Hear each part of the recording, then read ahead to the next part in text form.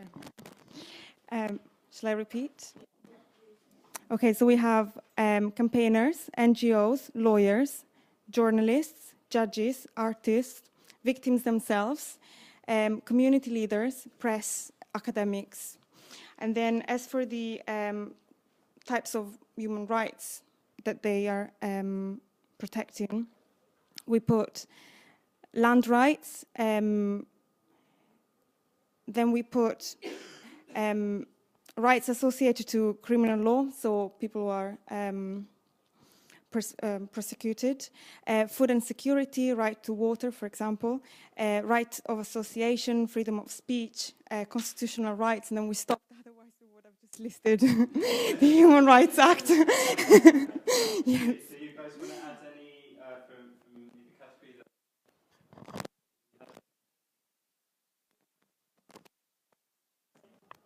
Very similar, okay. Yeah, well, just because kind of in the background to this, I was looking at a report by a platform of Colombian civil society NGO groups called Somos Defensores, which means we are defenders. It's a coalition that documents and provides statistics on attacks against human rights defenders, and with international support. So it's interesting to see how some of the local Colombian human rights defenders define themselves, but I think you got pretty much all of those that they had on that list. So, second question about day-to-day work and activities that human rights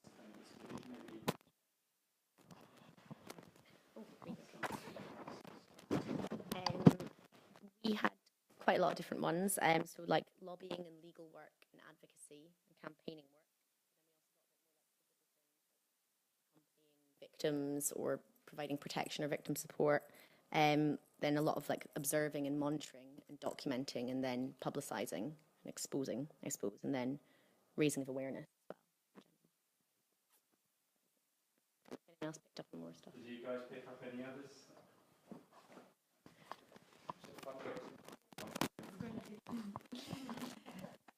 So we also put fundraising and also, which actually fits in with the next question, a bit of risk assessments. Every time they have to take an action, they have to assess the different risks involved.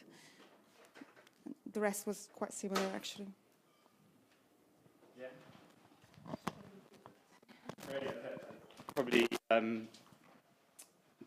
maybe add to that. Sorry. Maybe add to that, often providing kind of psychosocial support services to victims as well.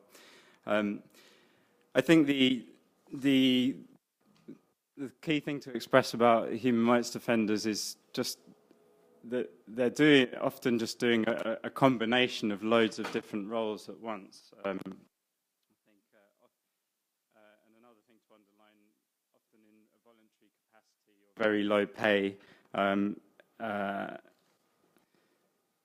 and as we've said, sort of often at a very high risk, both for themselves but for their families, communities and organisations. So that kind of brings us on to the next question. What other reasons do you think that they are at risk for? Why are they?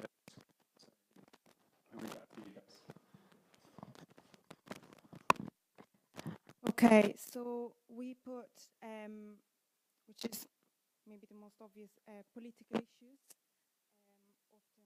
often related to power relations in society. Then we also mentioned, which is very relevant, and so was saying for Colombia as well, the power relations with large corporations. I think these are the main ones that we've put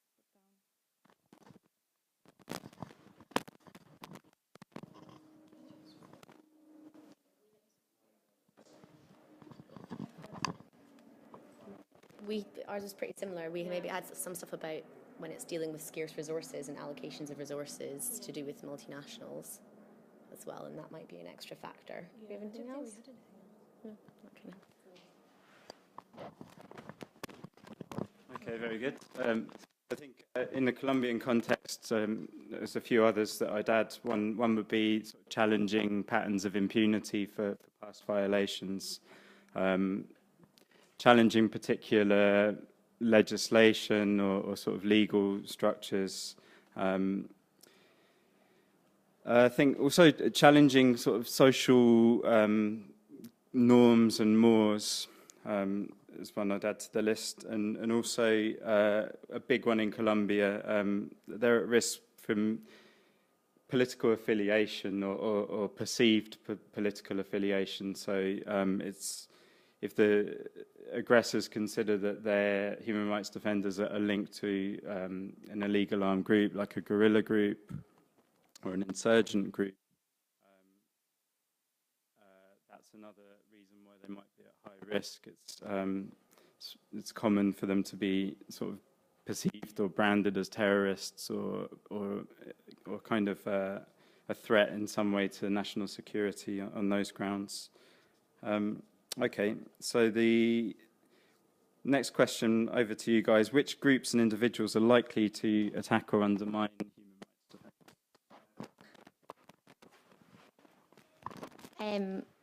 Well, we thought obviously it kind of depends on who you're talking about, but in the Colombian context, we thought like members of the police, paramilitaries, the government, politicians, businessmen, representatives of big multinationals, but then also agents working for them who might not necessarily be transparency there, and also like judiciary and sort of members of state organs as well. Really, those are main things, I think. Did you guys get any others?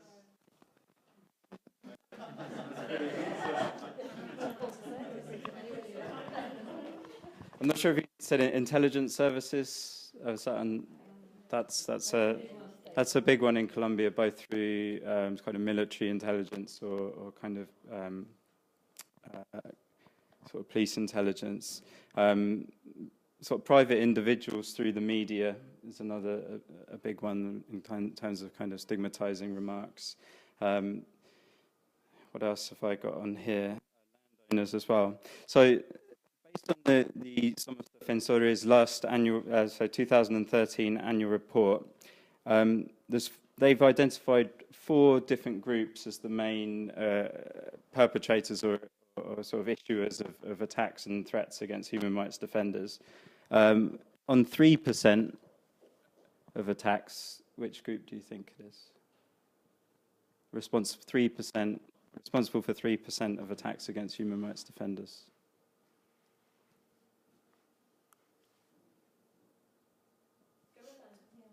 Guerrilla groups, correct. Responsible for 14% of attacks against human rights defenders.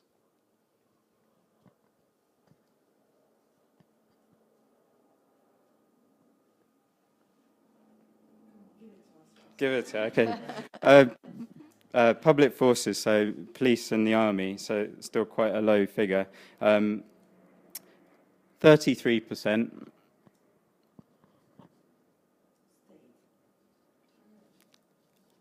No, it's unknown actors, so we don't know. So it could be any of these groups I identified. I think someone picked up on sort of actors linked to companies and multinationals, so kind of informal private security or people who are sort of acting in the interests of those groups could, or any of the above could be in that unknown category. And then 50%, the highest sort of percentage of attacks against human rights defenders is from paramilitary groups. So very often in Colombia, the groups themselves will admit to the attacks, and so in this case, that's half of all attacks against human rights defenders from paramilitary groups, which is a very high statistic, and Louise will no doubt go into more in depth in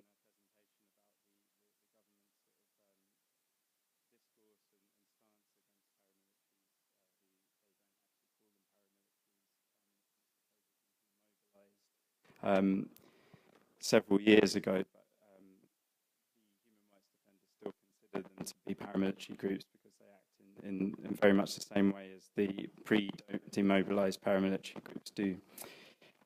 So I'll leave Louise to talk some more about that.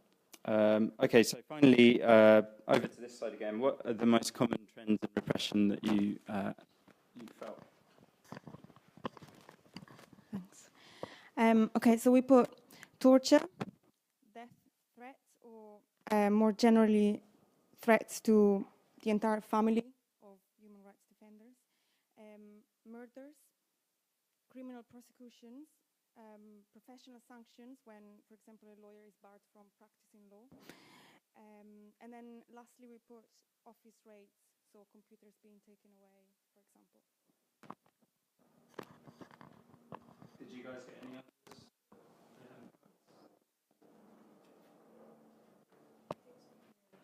General intimidation and detentions.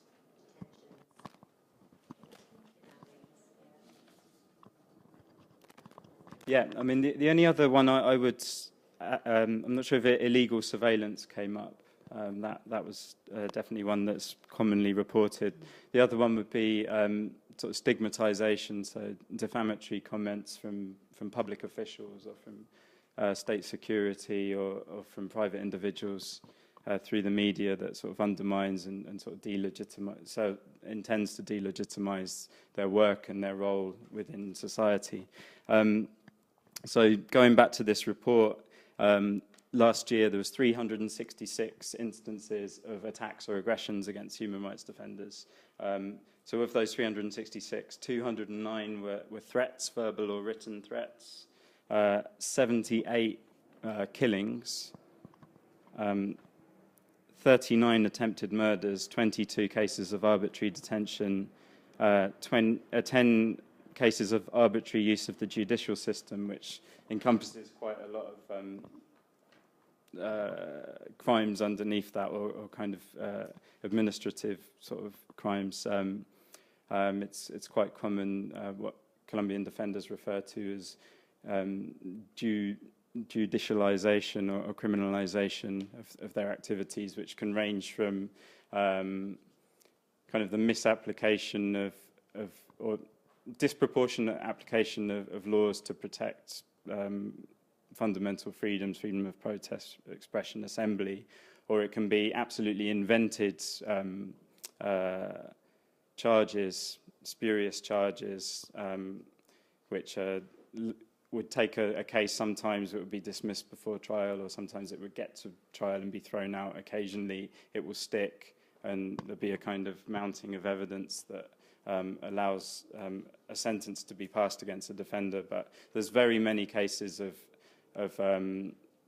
charges being thrown out at some point during the proceedings for lack of evidence. Often the charge of rebellion, which is essentially colluding in some way with the insurgent illegal guerrilla groups.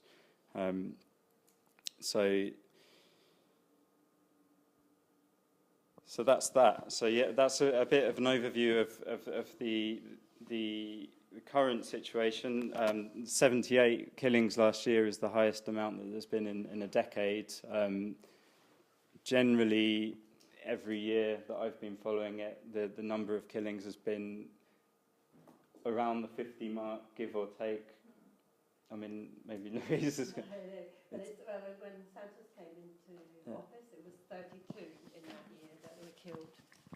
It was 32 in the year that Santos came into office in 2010, and it was 78 last year, 69 the year before. And, that's the trend. It's gone up every single year. And in part, I think, because the international community's been quiet about what's happening, because they've been told that